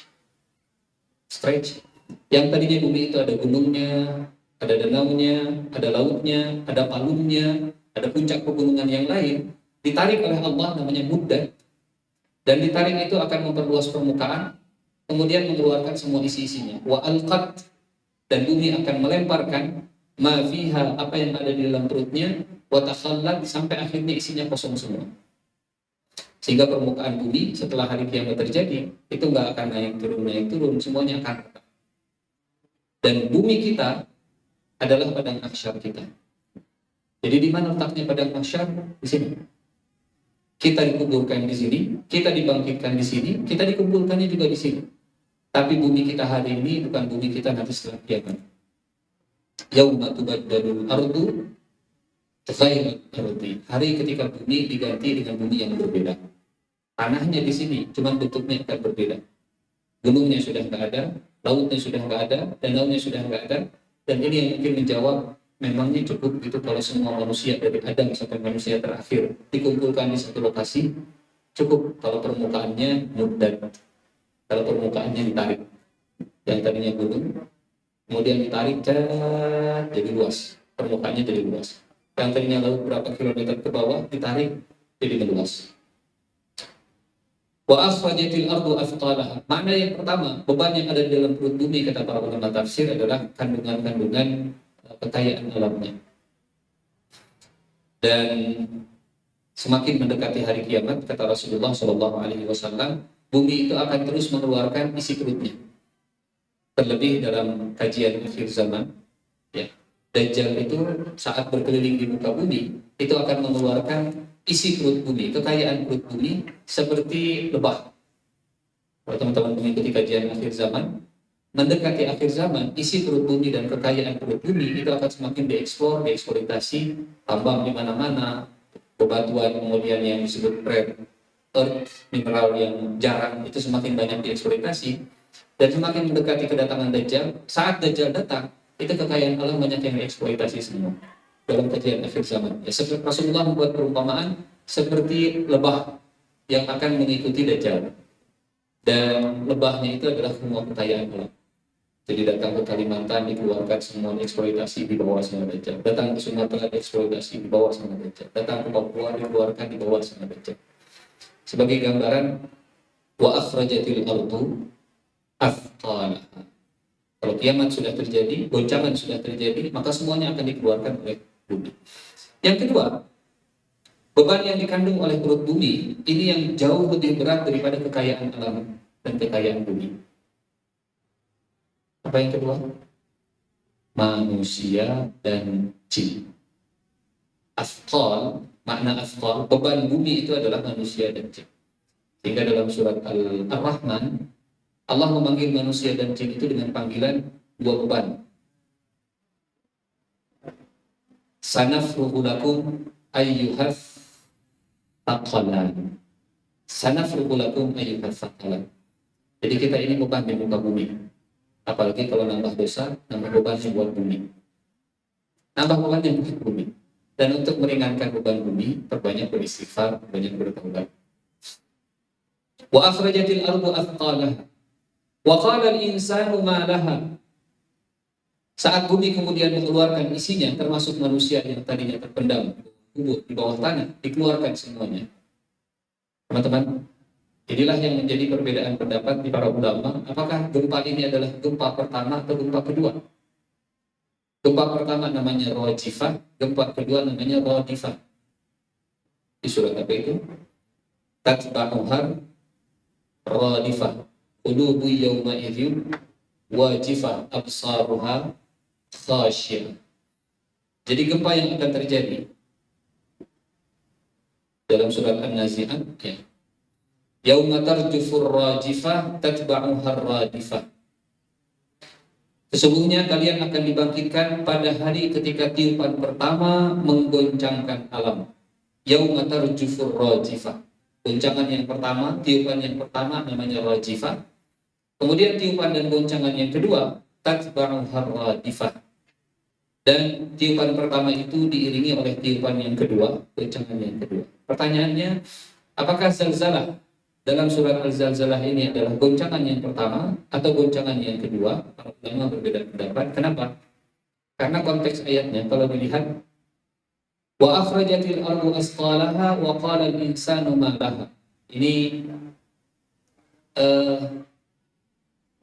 setelah manusia dikeluarkan dari alam kuburnya dan mereka bingung apa yang sedang terjadi dengan bumi di sekitarnya. Berarti itu goncangan yang kedua. Goncangan yang kedua, radifah. Tapi ayat pembukanya, idza zulzilatil ardu zilzalaha, image dan kesan yang muncul, bayangan yang pertama kali muncul adalah goncangan yang pertama. Mau yang pertama, mau yang kedua, dua-duanya boleh. Idza zulzilatil ardu zilzalaha wa akhrajatil ardu athqalaha wa qala al-insanu ma laha. Dan pada hari itu manusia akan bertanya-tanya, ma laha, mengapa bumi menjadi begini? Tadi kita sampaikan, teman-teman, surat Al-Zalzalah ini turunnya di mana? Di Mekah. Dan Mekah itu, jangan bayangkan Mekah dulu dengan Mekah sekarang. Mekah dulu itu masih dikelilingi banyak gunung. Dan gunungnya bukan sembarangan gunung. Gunungnya gunung batu. Bukan gunung batu di pasir. Gunungnya gunung batu yang dahsyat luar biasa. Yang mana kita tahu gunung itu jadi paku, ya. Makin banyak gunungnya, makin banyak pakunya, makin stabil negerinya. Tapi surat ini turun di Mekah, yang banyak gunungnya, yang banyak pakunya, yang stabil negerinya. Yang orang nggak akan nyangka Mekah itu bakal gempa. Yang orang nggak akan berpikir bakal terjadi kerusuhan, kepanikan dan seterusnya. Jadi kalau surat ini turun di negeri yang banyak gunungnya dan Allah mengatakan bumi akan gempa, termasuk Mekah juga akan gempa, silahkan bayangkan negeri-negeri yang lain yang nggak banyak gunungnya. Idza zulzilatil ardu wa qala al-insanu ma laha, dan manusia pada hari itu akan panik dan bertanya, ada apa dengan bumi? Kenapa bumi seperti ini? Yauma idzin tuhadditsu akhbaraha. Pada hari itu bumi akan menceritakan beritanya, pada hari itu bumi akan berbicara. Dan Rasulullah SAW menafsirkan ayat ini kepada sahabat. Kata Nabi, kalian tahu apa yang diceritakan oleh bumi pada hari itu? Kata sahabat, ya Rasulullah, Allah dan Rasulnya lebih tahu. Kata Nabi, pada hari itu bumi akan cerita, ya Allah, dari tanah saya Engkau ciptakan si fulan, dan si fulan. Dan di atas tanah saya ini, si fulan itu pernah berbuat maksiat. Di atas tanah saya ini, si fulan ini pernah sujud dan taat. Di atas tanah saya ini, si fulan ini pernah melakukan kebaikan, keburukan, dan seterusnya. Jadi bumi bisa bicara, bumi menjadi saksi, dan manusia akan aneh, karena semua akan bunyi.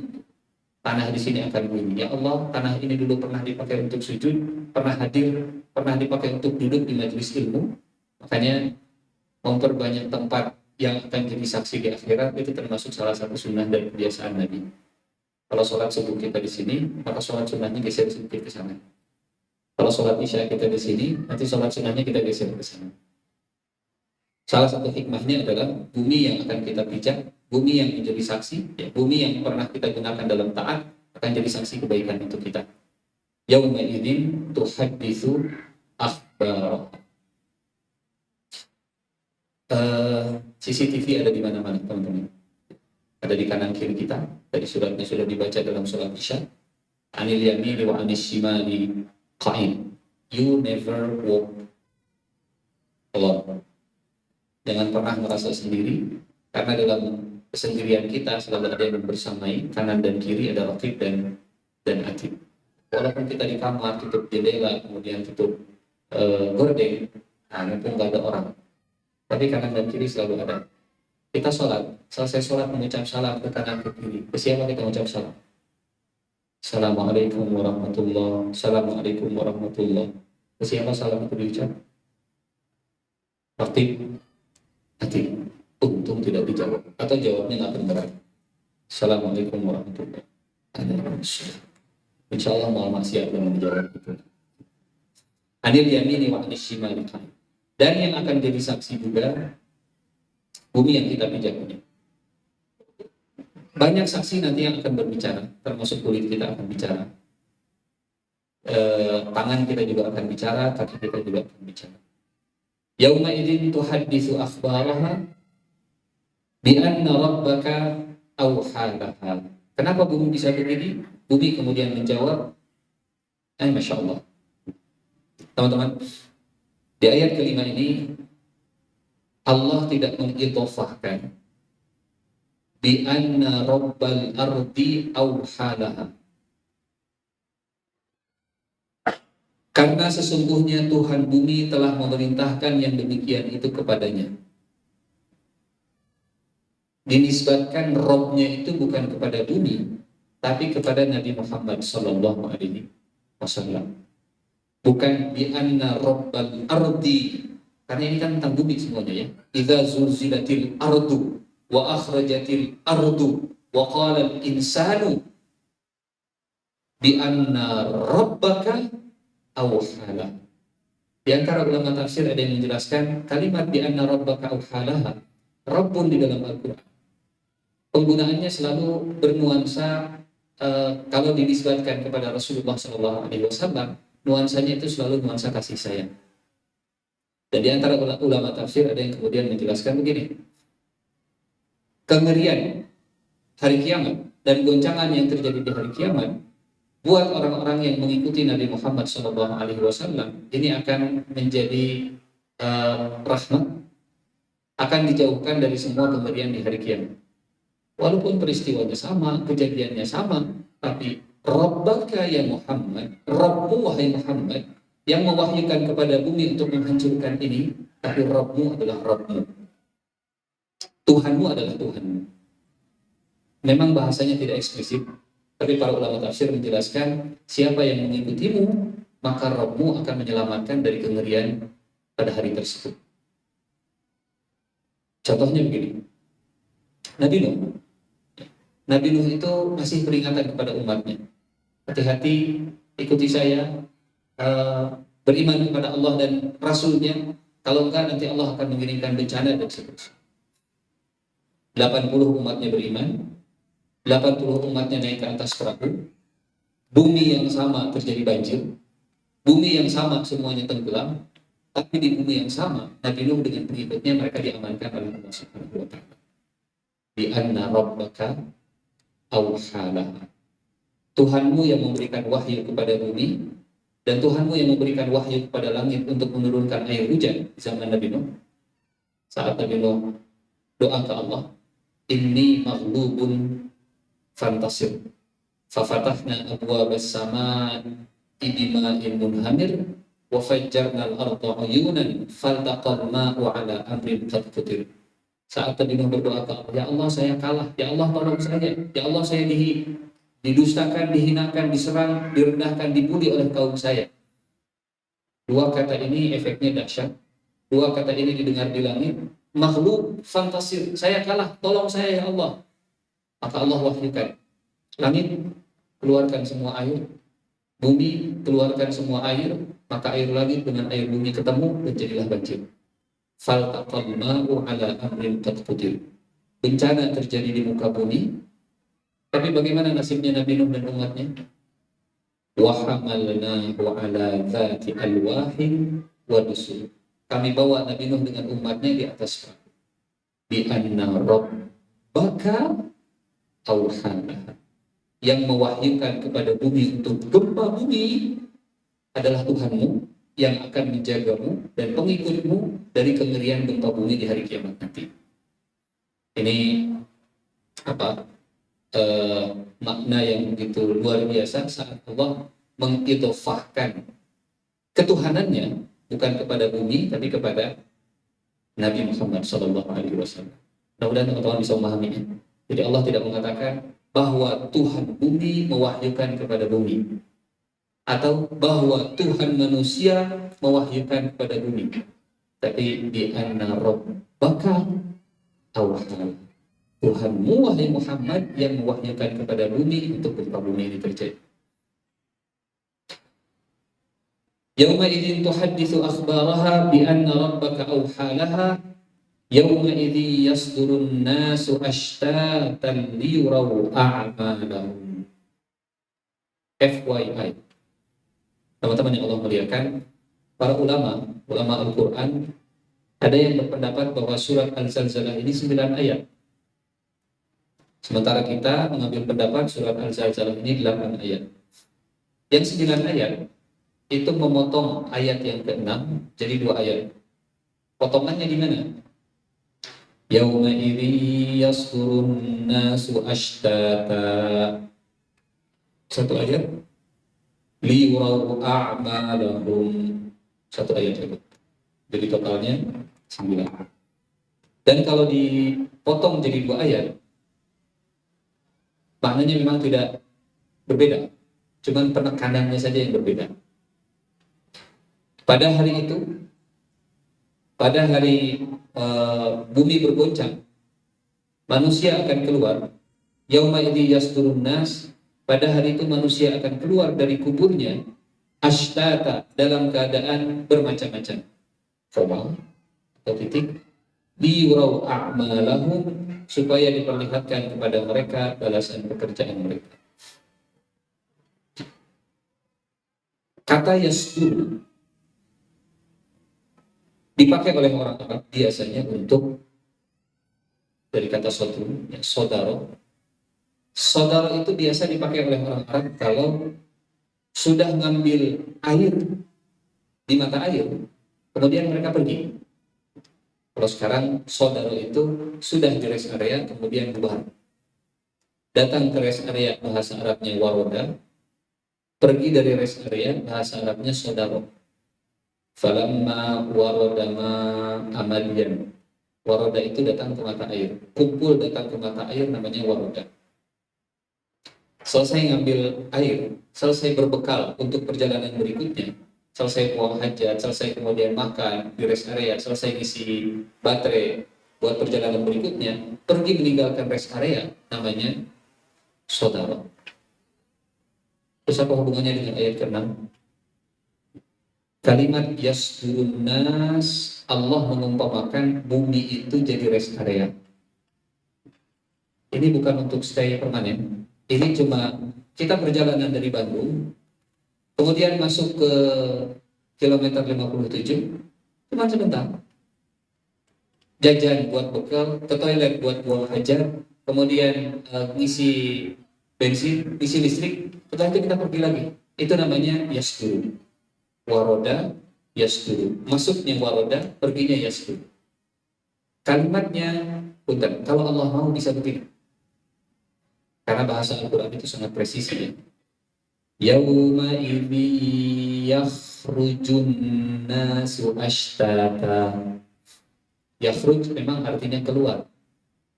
Tapi keluar dengan kata yakhruj itu enggak menggambarkan keluar dari tempat yang sementara.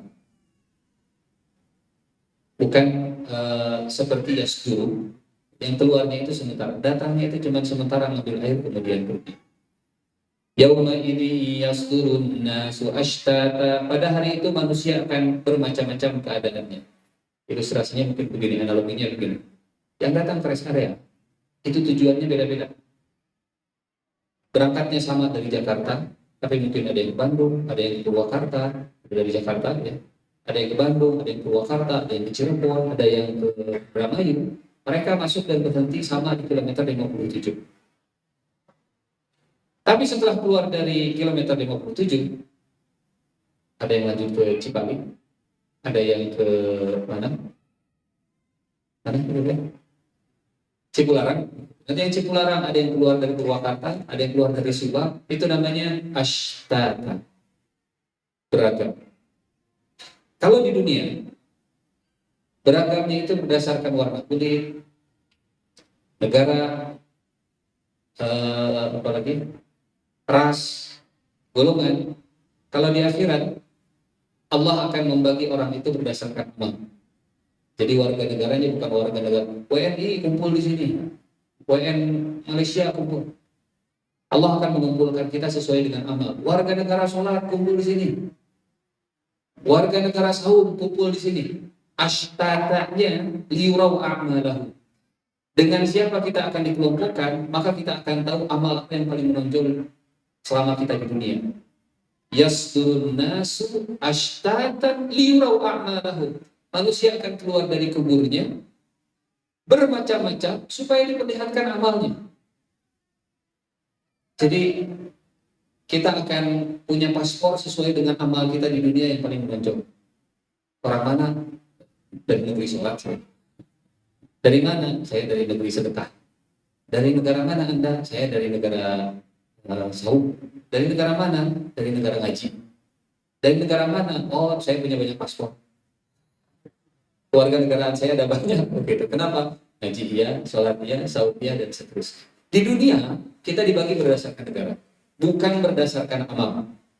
Di satu negara orang amalnya macam-macam, tapi di akhirat kita akan dibagi berdasarkan warga amal begitu. Wilayah kita akan dibagi berdasarkan, komunitas kita akan dibagi berdasarkan. Yauma idzi yasdurun nasu ashtatan liyuraw a'malahum faman ya'mal mithqala dzarratin khairan yarah wa man ya'mal mithqala dzarratin syarran yarah.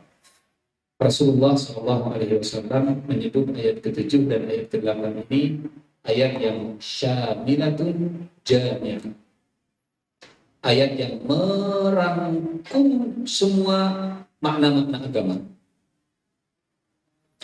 Sampai para ulama tafsir menyebut bahwa saya lupa siapa namanya. Ada sahabat Ka'ab al-Ahbar, kalau saya tidak salah. Kata Ka'ab al-Ahbar begini. Betul, kata Ka'ab al-Ahbar. Walidha qala Ka'ab al-Ahbar. Laqad anzalallahu ta'ala ala nabiyyihi Muhammadin sallallahu alaihi wasallam ayatain. Ahsata ma fi Taurati wal Injili waz Zaburi was Suhuf thumma qara'a hatainil ayatain. Kata Ka'ab al-Ahbar. Ka'ab ini dulunya ahli kitab, masuk Islam dan hafal dengan Al-Quran, mengomentari dua ayat terakhir surat Al-Zalzalah. Kata beliau, Allah menurunkan kepada Nabi Muhammad SAW dua ayat yang merangkum semua kandungan Taurat, merangkum semua kandungan Injil, merangkum semua kandungan Zabur, dan merangkum semua suhuf yang Allah berikan kepada Nabi Musa dan Nabi Ibrahim, suhuf Ibrahim wa Musa. Ayat itu berbunyi, "Faman ya'mal mithqala dzarratin khairan yarah wa man ya'mal mithqala dzarratin syarran yarah." Sehingga kalau hidup dengan dua ayat ini sebetulnya sudah cukup. Ada orang Arab Badui nanya ke Rasulullah, dikasih nasihat, "Tolong kasih saya nasihat, tapi jangan panjang-panjang." Kata Nabi, "Faman ya'mal mithqala dzarratin khairan yarah wa man ya'mal mithqala dzarratin syarran yarah." Sudah cukup. Kata Rasulullah, ini orang yang ngerti agama. Ini orang yang paham dengan agama.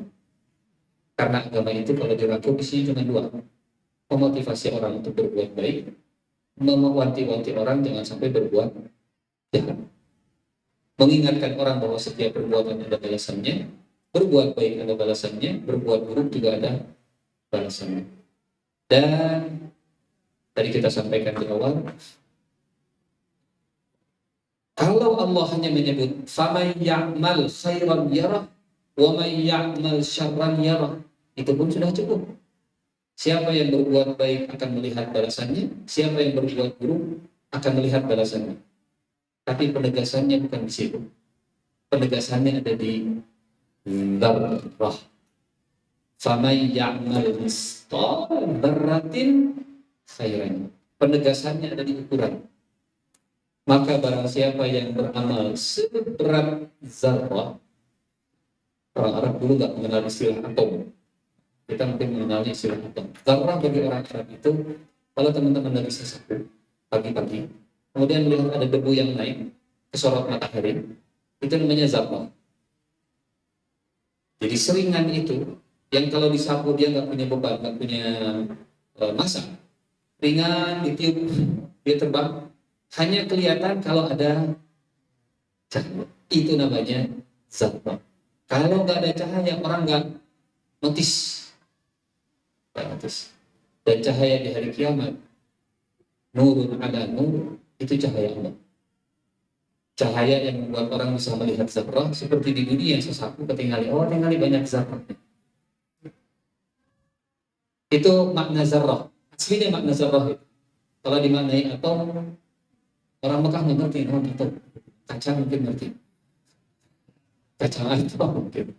Tapi kalau dimaknai atom, jadi sasapu kelihatan ada debu naik, dan kelihatannya kalau ada cahaya. Dan di akhirat pun karena cahaya Allah itulah orang akan melihat, ini saya rasa. La tahqiranna minal ma'rufi syai'an. Kata Nabi, jangan sekali-kali meremehkan kebaikan sekecil apapun. Walau antalqa akhaka biwajhin talqin. Meskipun ketemu saudaramu dengan wajah tersenyum. Tarik ke sini 2 cm, tarik ke sini 2 cm, senyum hanya 2 detik, itu namanya zarrah. Itu namanya zarrah. Kalau tarik ke sini 5 cm, tarik ke sini 5 cm, kemudian tersenyum selama 10 detik, itu namanya sedang foto. Wallahu a'lam bishawab. Teman-teman yang Allah muliakan, sebagai penutup, ada kisah yang luar biasa. Kisah yang Rasulullah SAW sampaikan. Ada seorang hamba, kata Nabi, yang dihisab. Kemudian catatan keburukannya itu sebesar gunung Tihamah. Nanti cari di Google Maps, ya, gunung Tihamah, Jabal Tihamah. Gedenya luar biasa.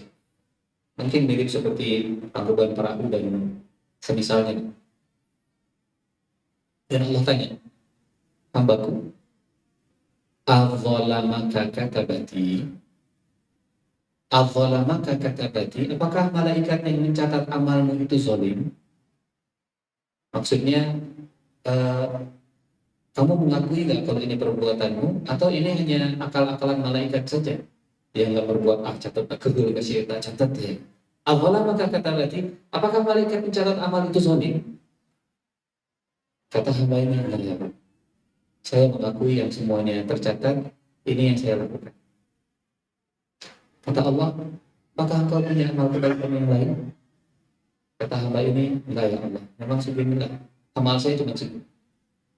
Kata Allah, kamu punya kebaikan yang mungkin kamu enggak ingat. Justru yang mengingatkan hamba tadi, Allah Subhanahu wa Ta'ala. Ada kebaikan yang manusia sudah lupa pernah lakukan, tapi Allah nggak pernah lupa. Punten, siapa yang mencatat amal kita? Kita atau malaikat? Kita nggak pernah mencatat hari ini jam sekian, tanggal sekian, senyum ke si ibulah. Hari ini sholatnya rada khusyuk 2 menit, tapi sisanya. Yang mencatat malaikat. Malaikat disuruh oleh Allah, padahal Allah nggak pernah lupa. Kita yang suka lupa, tangannya tetap. Allah yang tidak lupa, Allah masih punya catatan. Jadi kata Rasulullah SAW, hamba ini sudah lupa. Ada amal yang lain, ada amal kebaikan yang bisa ditimbang? Nggak ada ya Allah. Kata Allah, ada. Kamu pernah berbuat baik. Apa itu ya Allah yang ingetin? Kamu pernah punya kartu? Tertulis di kartu itu, La ilaha illallah. Kata hamba ini, ya Rabb, apalah arti satu kartu dan apalah arti dibandingkan dengan semua keburukan saya. Kata Allah, insyaAllah, teman-teman, kalau membaca ayat ini kita jadi sedih dan terharu. Allah Subhanahu wa Ta'ala tidak pernah menzolimi hamba. wa in taku hasanatan yudha'ifha wa yu'ti min ladunhu ajran 'azima. Dalam surat An-Nisa ayat ke-40. Innallaha la yadhlimu mithqala dzarrah wa in taku hasanatan yudha'ifha wa yu'ti min ladunhu ajran 'azima. Allah tidak pernah zalim kepada seseorang pun walaupun hanya sebesar zarrah. Dan jika ada kebaikan sebesar zarrah, Allah akan melipat gandakannya dan memberikan dari sisinya pahala yang besar. Kata Allah, kamu pernah berbuat baik? Kebaikan yang mana ya Allah? Kamu pernah membaca kartu tulisannya la ilaha illallah. Cuma zarrah, gak ada harganya, enteng, ringan. Kata Allah, aku tidak akan zalim, timbang. Ditimbang. Seperti Masya Allah, seperti kita nitip sesuatu, ya Allah nitip ya amal saya, nitip ya ini ya Allah ada titipan, saya butuh nanti di akhirat. Dikembalikan oleh Allah titipannya, kemudian diletakkan di timbangan, kata Rasulullah SAW, maka timbangan itu kemudian berat kebaikannya dan keburukannya semua tepat. Yang tadi dianggap ringan oleh hamba ini ternyata begitu berat. Yang tadi dianggap berat seperti gunung Tihamah ternyata jadi ringan seperti tanah. La tahtiranna minal ma'rufi syai'a. Jangan pernah meremehkan kebaikan sekecil apapun. Faman ya'mal misqala dzarratin khairan yarah wa man ya'mal misqala dzarratin syarran yarah. Dimulai dengan sesuatu yang besar, ditutup dengan sesuatu yang kecil. Dimulai dengan peristiwa gempa bumi yang mengerikan, ditutup dengan zarrah. Jadi untuk menghadapi dahsyat dan besarnya peristiwa hari kiamat, kita mulai dari yang terkecil, kita mulai dari hari ini, kita mulai dari sekarang. Faman ya'mal misqala. Saya pernah lihat ada meme, ya, ada postingan 1,1 pangkat 365. Hasilnya sekian. Captionnya bagus. Jangan meremehkan 0,1. Karena kalau dikalikan dengan 365, itu hasilnya akan luar biasa. Begitu kalau nggak salah, begitu ya. Jadi jangan meremehkan yang kecil-kecil, karena yang kecil ini kalau dilakukan berulang-ulang, yang kecil-kecil ini kalau ditumpuk sedikit demi sedikit, lama-lama akan jadi gede. Wallahu a'lam bishawab. Ini saja yang bisa disampaikan. Mudah-mudahan jadi pengingat yang terbaik bagi saya dan bagi kita semua. Mohon maaf untuk segala kekurangan. Saya kembalikan ke MC moderatornya. Assalamualaikum warahmatullahi wabarakatuh.